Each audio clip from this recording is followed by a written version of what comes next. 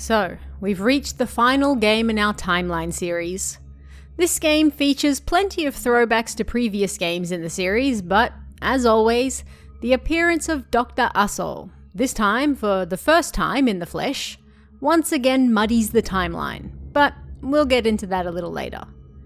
And before we get into things, I believe I mentioned in one of the earlier videos that the past events of this game likely took place in the early 1900s, but that was working with some old information, and in this video I'll explain why. So, without further ado, let's break down the timeline of Fatal Frame 5 and see where everything fits. So, let's get straight to the elephant in the room, Dr. Asol. This game, for the first time, actually features the inventor of our favourite spiritual cameras and tells the story of his youth.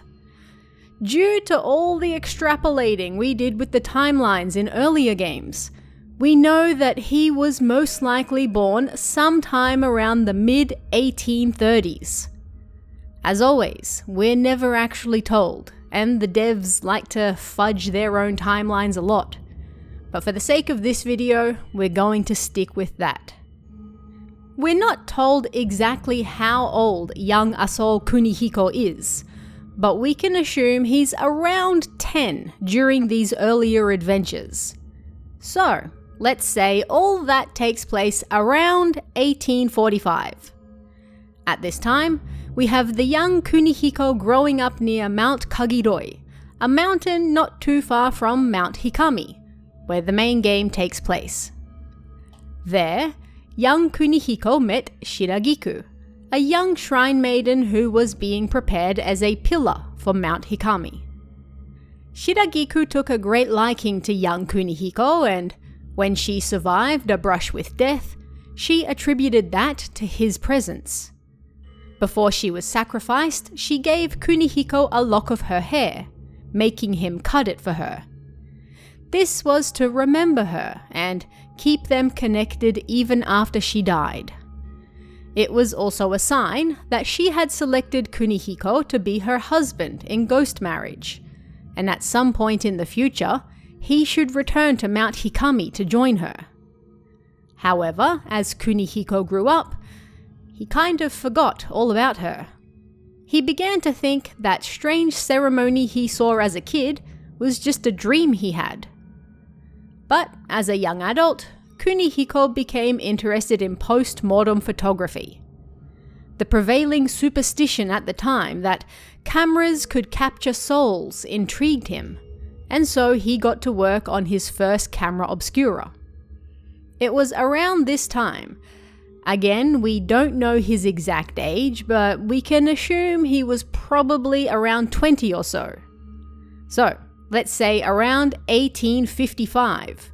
Give or take a few years, that Kunihiko travelled around the Mikomori area, around Mount Hikami, to take burial photos.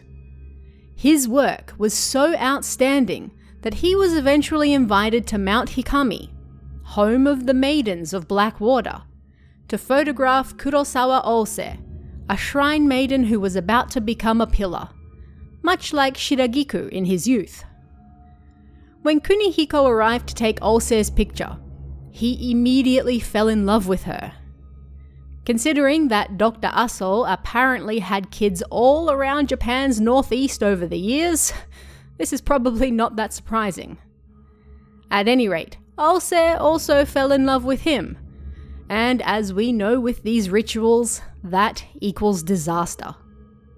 At the same time, Shiragiku was also waiting in her casket for Senpai to notice her, but he never did. He was, after all, a busy man. At any rate, after having explored the area, learnt of its lore, and taking that fateful photo of Ose, Kunihiko left, taking a small part of her soul with him in said photo. Ose continued with her ritual to become a great pillar, and got into her casket. But this is where the proverbial poop hit the fan. The great slaughter of the Maidens of Black Water. The disaster of Mount Hikami. Again, we're not told exactly when this happens, but being shortly after Kunihiko left, Again, let's put it around 1855, give or take a few years. Kururugi Kyozo murdered a man to protect his sister Shino, but she was so heartbroken over this that she went to Mount Hikami to end her life and join him. Kururugi then blamed the Shrine Maidens for inviting her there and making her do it. As we know, the Shrine Maidens don't make people do anything, but they do witness people as they die on the mountain, allowing their souls to return to the sacred waters of the mountain. And as they do this, they're privy to all your thoughts, feelings, and memories, all your secrets and all your sins. They learn everything about you with that glance and keep it inside them so that you may pass on in peace. Kururugi really didn't like that idea, considering what he had done, and so, although he had also intended to die on the mountain, when the moment came for the Shrine Maiden to see everything inside his soul, he chickened out and fled. Unfortunately for everyone involved, this act was forbidden. Once you stepped foot on the mountain, that was it. People were only permitted to go there if they intended to die. And so the Shrine Maiden chased him. However, Kururugi escaped and, panicking, came up with a plan. He would return and kill them all. And that he did, choosing the worst time to do so, while Ose was getting ready to get into her casket to become a great pillar. As Kururugi slaughtered the Shrine Maidens, and even the Flame Keepers, all of their pain and anguish flowed through her. Combined with her lingering feelings for Kunihiko, well, it was all too much for her. Overwhelmed, Ose's ritual failed, and black water overflowed from the Shadow Spring. All those spirits still unfortunate enough to be on the mountain were corrupted and trapped, rendering this once sacred site as dangerous and inhospitable to life. Now, jumping forward. Again, we're given absolutely no time period for this whatsoever. But during the events of the game, we learn of Watarai Keiji, a folklorist in a rather dashing suit. He moves to Mount Hikami to learn more about the locals' custom of worshipping its sacred waters. He learns that long ago, many Shrine Maidens were murdered there. He's also aware of the famous scientist Dr. Aso and his work. So we have to assume that Dr. Aso was either well into his career or perhaps had already passed by this point. The main thing we really have to work with is that Keiji recorded a bunch of cassette tapes during his time there. The first cassette tape was released in 1963, but they didn't really start taking off in Japan until a few years later.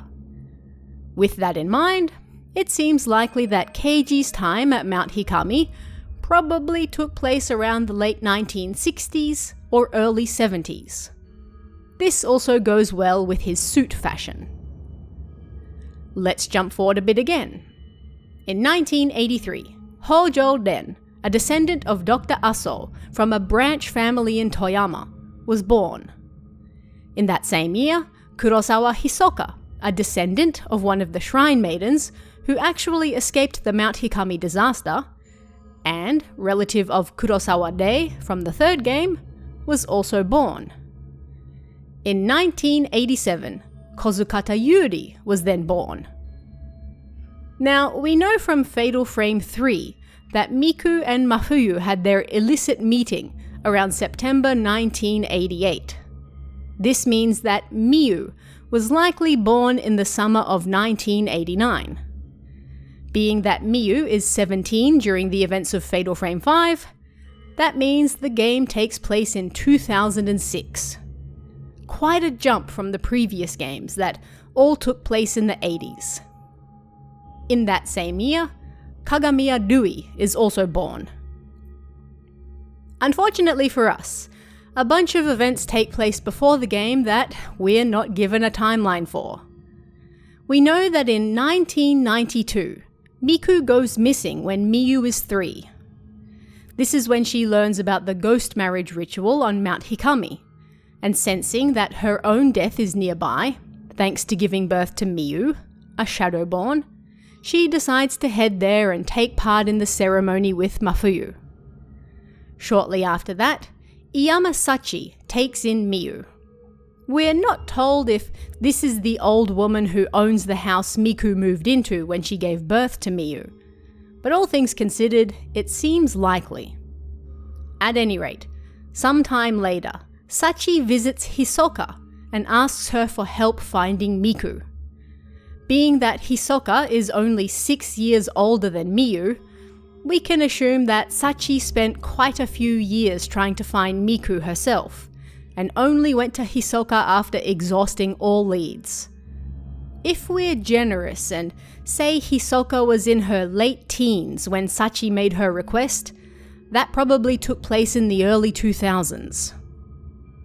Sometime after this, Hisoka gets a request to find Narumi Akari. She succeeds in finding her, but the girl jumps before Hisoka can stop her. This leaves Hisoka quite traumatized. Again, we don't have a date for this, but it was probably somewhere around 2002 or 2003. We can assume this because sometime after, Kozukata Yuri's family dies in an accident, and we see her in a school uniform around this time. She begins to see ghosts and, unable to deal with it any longer, she visits that same cliff Akari jumped from. Hisoka gets another request to find Yuri, finds her at the same cliff, has flashbacks to Akari, but this time manages to save her in time. This was probably around 2004, but again we don't have a date, it's just a guess. Either way, with no family left, Yuri moves in with Hisoka after she saves her. Around this same time, 5 high school girls visit Mount Hikami under a pact to die together. 2 of them survive, Himino Fuyuhi and Momose Haruka. Even though the pair have been close friends since they were young, this brings them even closer. Even so, they make a pact to go back to the mountain someday to finish what they started. These girls were regular visitors to Hisoka's store while they were in high school, but after this they stopped visiting. Also around this same time, Hojo Den meets Kagamiya Dui. Dui excels at assistant work, like research, data collection and such. So they move in together while Den works on his latest book. Den also becomes well acquainted with Hisoka, who finds several items he has been looking for over the years.